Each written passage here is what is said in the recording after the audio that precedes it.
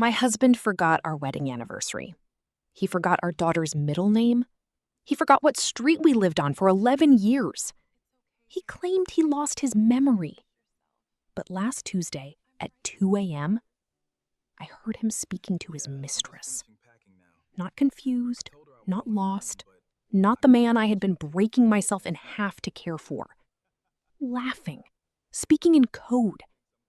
And what I found out next, I still don't have the right words for it. Before we go any further, I want to know, where are you watching this from? Drop your city in the comments right now. It always amazes me how far these stories travel. Let me take you back to the beginning, because to understand what I heard through that wall, you need to understand what the last 14 months looked like from the inside. It started on a Tuesday. There's something about the middle of the week that makes catastrophe feel almost offensive, like the universe couldn't even wait for a dramatic day. I was at my desk at the accounting firm, where I'd worked for 9 years. My phone rang. It was a number I didn't recognize. Hello, please tell The me. voice on the other end told me my husband, everything okay Daniel, there? had collapsed in a parking garage downtown. Hello, please tell me. They had rushed him to St. Mercy's. Is everything okay They there? weren't sure yet what it was. I remember the exact coffee cup I was holding when I got that call. A white ceramic mug with a small chip on the handle. I set it down so carefully, like if I didn't spill the coffee, nothing else would spill either. By the time I reached the hospital, Daniel was awake, sitting up in a paper-thin gown, looking at me the way a person looks at someone they recognize from a photograph, but can't quite name. He knew I was important to him. That much was clear from the softness in his expression. But the specific knowledge, the 11 years, the house on Birchwood, our daughter Mara's laugh, the way I take my tea, all of it was fogged over. The neurologist used the words dissociative amnesia and retrograde memory loss. She said it was likely triggered by a severe stress event. She said it could be temporary. She said we should be patient. I was patient. God, was I patient. I brought Daniel home 3 days later. He sat in the passenger seat of a car he used to drive better than I did, staring at the windshield like a man being taken to a country he'd only read about. I pointed out landmarks. That's the diner where you proposed. That's the exit we always miss on the way to your parents. That's the oak tree you said you wanted to climb every single time we drove past it. He would nod with the polite, attentive nod of a stranger being given a tour of someone else's life. I told myself it was enough. I told myself the man was still in there, just locked behind a door we hadn't found the key to yet. I moved Mara's toys to her bedroom so the living room felt less overwhelming for him. I labeled things. I made photo books. I played songs from our first year together, watching his face for a flicker, a twitch, anything. Some nights, I sat in the kitchen after he'd gone to sleep and pressed my hands flat against the cold countertop, breathing slowly. The way you breathe when you're trying not to become something you can't come back from. Our daughter was 6. She called him Daddy, with a question mark at the end now, like she was checking every time to see if he'd become himself again. The weight of watching someone forget you is unlike any other grief, because the person is still there. They're still breathing. They still fold their napkin the same way at dinner. They still laugh at the same pitch. But something essential has been erased, and you don't know if what fills the empty space is the real version or just an echo. And I believed that. I believed every word of it. Until 2:03 in the morning, 14 months later, when I got up for a glass of water and heard Daniel's voice coming from behind the guest room door, low and completely, fluently, unmistakably himself. Not confused, not halting, not the man who needed me to remind him what year we got married. This was the voice of a man having a conversation he'd had 1,000 times before. Easy, warm, intimate. And then I heard a name. He called her Sable. He said, "Package is cleared, moving Friday. Don't use the main line again." And she said something I couldn't make out, and he laughed. Not the polite, uncertain laugh of a man relearning the world. He laughed the way a man laughs when he is home. I stood in the hallway with my bare feet on the cold tiles, and my heart doing something I'd never felt before. Not breaking, but rearranging, like the plates underneath everything shifting. I didn't open the door. Not yet. I went back to the kitchen, sat down in the dark, and I started to think. You know what's interesting about a person who is pretending to be lost? They have to work very hard to stay lost consistently. And the longer the performance runs, the more infrastructure it requires. I had been so busy grieving, so busy building ramps into my own life to accommodate his condition, that I had never once considered the logistics of the lie. But now I was considering them. I thought about the things that had struck me as odd over the past 14 months, the things I had quietly filed under strange side effects of trauma and moved on from. The way he never seemed confused about money, only about memories. The way he could navigate the house flawlessly at night, but would seem disoriented if I asked him which drawer held the silverware while I was watching. The way he recovered words quickly when he was relaxed, but struggled pointedly during his sessions with the therapist I was paying $280 an hour for. I thought about the trip to the hardware store 3 weeks ago when I'd asked him to wait in the car. I'd come back to find him sitting in the driver's seat, his phone in his hand, snapping a photo of something. He'd looked up quickly. "Old habit," he'd said. I didn't even realize I was doing it. And I had smiled, because the neurologist said habitual memory sometimes returns independently of episodic memory. Old habit. I thought about Sable. I sat in that kitchen until 4 a.m. And then I made a decision that I think saved my life. Financially, emotionally, legally. I decided I would not confront him. Not yet. Not until I understood the full shape of what I was inside. Because if I confronted him now, and I was wrong, I would be the unhinged wife who accused an amnesia patient. And if I confronted him now and I was right, he would have time to clean up, disappear, reframe, rewrite. I needed the truth to be undeniable before I handed it to him. Before I tell you what happened next, make sure you've liked this video.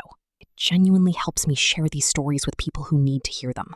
The first thing I did the next morning was nothing. That was the hardest part. To sit across from him at the kitchen table, watch him stir his coffee in slow, uncertain circles, and say nothing. To ask if he slept okay and actually listen to his answer and nod, to let him believe the night before had never happened. I had become, in the space of 6 hours, a completely different kind of wife. Not the grieving one who had draped her whole identity around his condition. Not yet the one who knew the truth. Something in between. Something watching. That first morning, I noticed things I had been too exhausted to register before. The way he always turned his phone face down the moment I entered a room. The way he never asked me anything about my own day. Not from disorientation, but from disinterest. The way he called me by my full name, Nadia, in a voice that was just slightly too tender. The way you'd speak to someone you were performing care for rather than someone you simply loved. I had been too tired to read the room. Now, I was reading every corner of it. I told him I was going to visit my sister for 2 nights. This was not unusual. I had done it twice since he'd come home. Always arranging for the neighbor to look in on him, always leaving meals labeled in the refrigerator, always calling when I arrived. He nodded and said, of course. He said the rest would do me good. I watched his face when I said it. There was something there, a readiness, like a man who had been waiting for a window to open. I drove to my sister's, but I didn't stay. Here is the thing about a lie that has been running for 14 months inside a marriage. It leaves physical evidence. Not because the liar is careless. Daniel wasn't careless. But because a lie that large requires a life to support it. And a life takes up space. I came back to the house the second night, after dark. I had a key I had never mentioned to Daniel. The spare we kept inside a magnetic box under the back deck railing. The one I had used exactly once before, years ago, when I'd locked myself out after a run. He had never asked about it. Why would he? He believed I believed in him completely. The house was lit from within, warm yellow through the kitchen curtains. I stood outside on the back deck for a full minute, breathing cold air, before I slipped the key into the lock. I heard his voice before I'd cleared the doorway. Not the voice from behind the wall 2 nights ago. This time, he was sitting at the kitchen table with his laptop open, speaking through the screen. A video call. His posture was open and comfortable, his shoulders loose. The man who winced when he reached for the fruit bowl that morning was gone. In his place was someone easy and unhurried, one ankle crossed over his knee. I didn't move. I stayed in the shadow of the hallway. On the screen, reflected faintly in the dark glass of the kitchen window, I could see the outline of a woman's face. Not her features clearly, just the shape of her, the angle of her jaw, the way she tilted her head when he spoke. He said something I didn't catch. She laughed. And then he said, "By the time she figures it out, we'll already be somewhere she can't follow. You know how she is. She'll spend 3 months being sad before she even starts asking questions." That's the thing about good people. They grieve first. They think later. I felt something leave my body in that moment. Not love. I think I had already been quietly releasing that for weeks without admitting it. Something more structural. The last remaining belief that there was still a version of this that made sense and didn't require burning everything down. I stepped back out onto the deck. I closed the door without a sound. I stood in the cold for a long time. Long enough for the lights inside to move from the kitchen to the hallway to the guest room. Then I got in my car. I drove to my sister's house, and I told her everything. I want to stop here, because I think there is something important in what he said. She'll grieve first. She'll think later. He had built his entire plan around knowing me, around the specific way I love, completely, through the door and all the way in. He had studied my capacity for devotion and weaponized it with the patience of someone who had done this before. My sister is a corporate fraud attorney. She spent 3 hours that night listening to everything, and then she made 2 calls. The first was to a private investigator she had used on a case the year before. The second was to a contact at the state insurance board. I want to be clear about something. I didn't set a trap. I didn't manufacture evidence or engineer a confrontation designed to humiliate him. I simply stopped obstructing the truth from being found. Everything that came next, every document, every record, every thread that unraveled, Daniel had already placed there himself. He had just assumed no one would ever pull. Within 72 hours, the investigator confirmed what the kitchen window had already shown me. Daniel had been traveling. Not frequently, not flagrantly, but 4 times in the past 14 months, on days when I was at work or occupied enough not to notice a man who had supposedly forgotten how to drive, taking a car to the airport under a name I didn't recognize. He had a second phone, prepaid, registered to an address I'd never heard of. He had a storage unit across town where the investigator found, among other things, a packed travel bag. Ready, just waiting for the right moment. And he had, it turned out, done something very close to this before. A previous relationship, a different performance. Not amnesia that time, but a long illness. A different woman who loved him faithfully through it. It had ended when she ran out of money. He had simply moved on and begun again.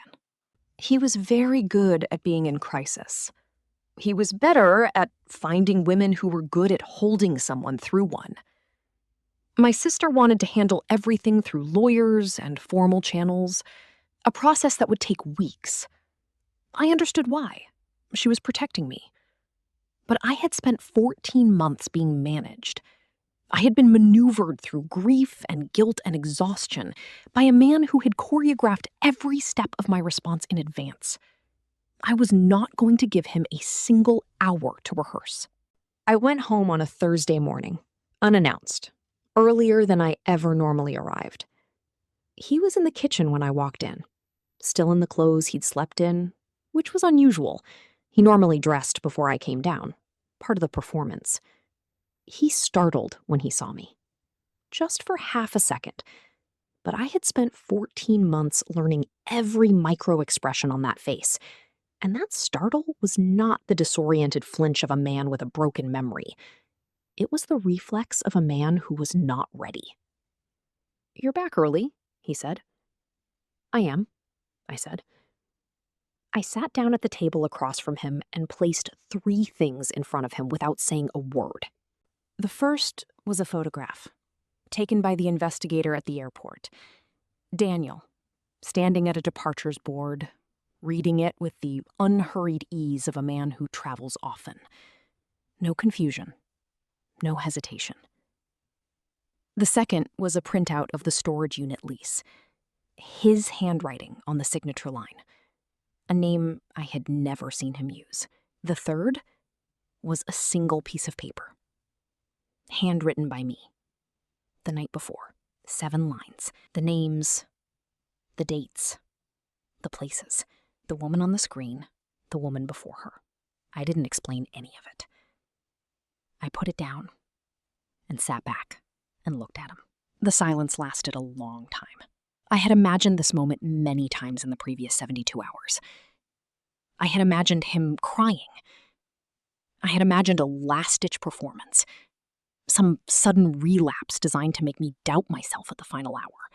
What I had not imagined was what actually happened. He looked at the 3 things on the table. Then he looked up at me.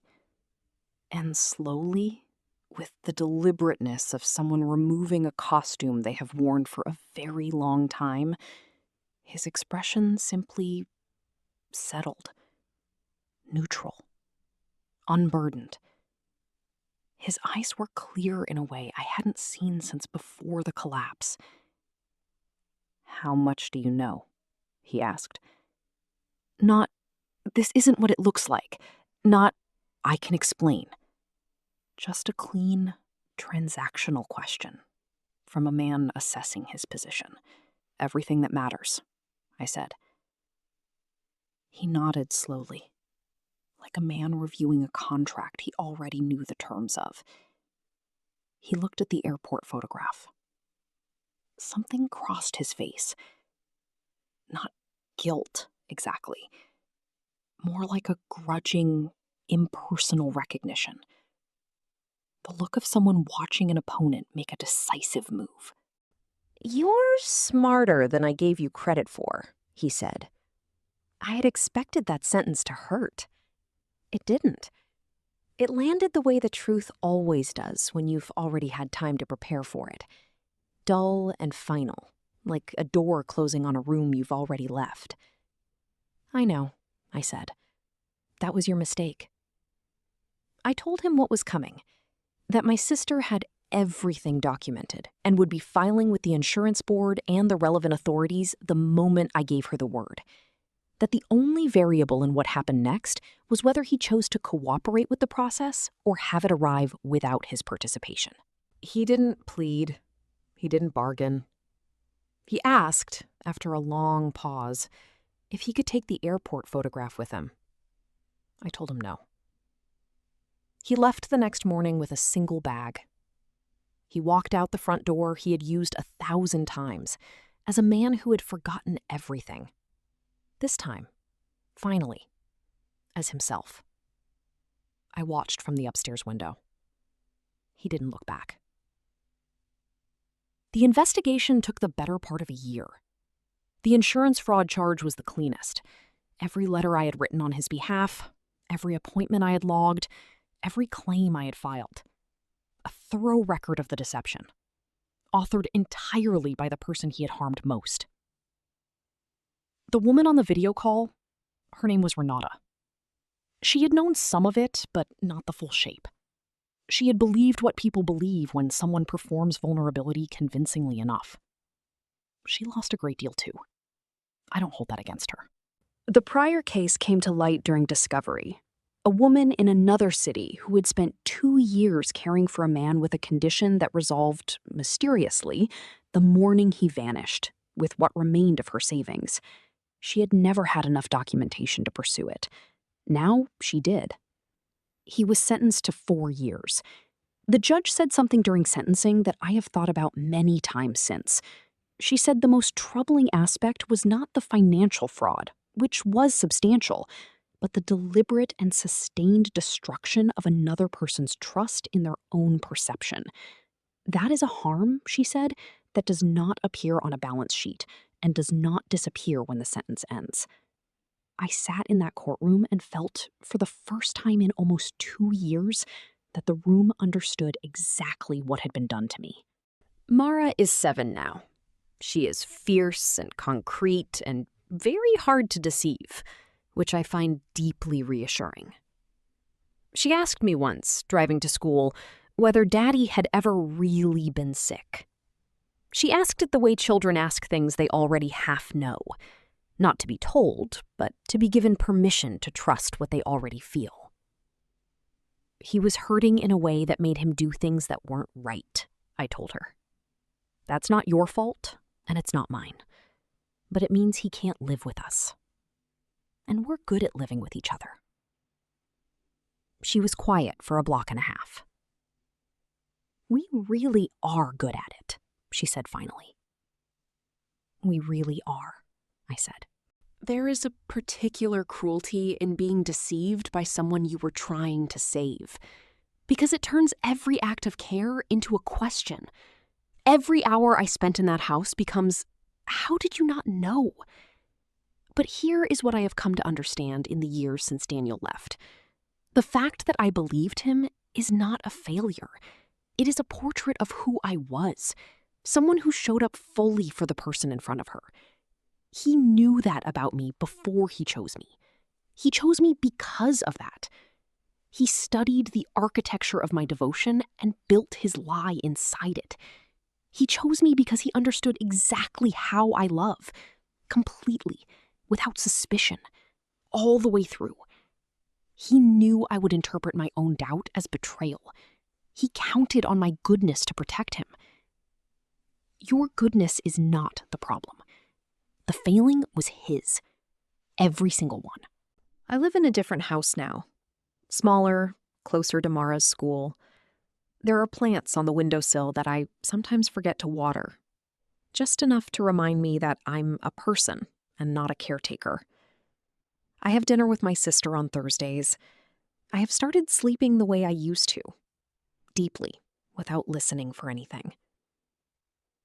Some mornings I wake up, and for a few quiet seconds, I am simply here.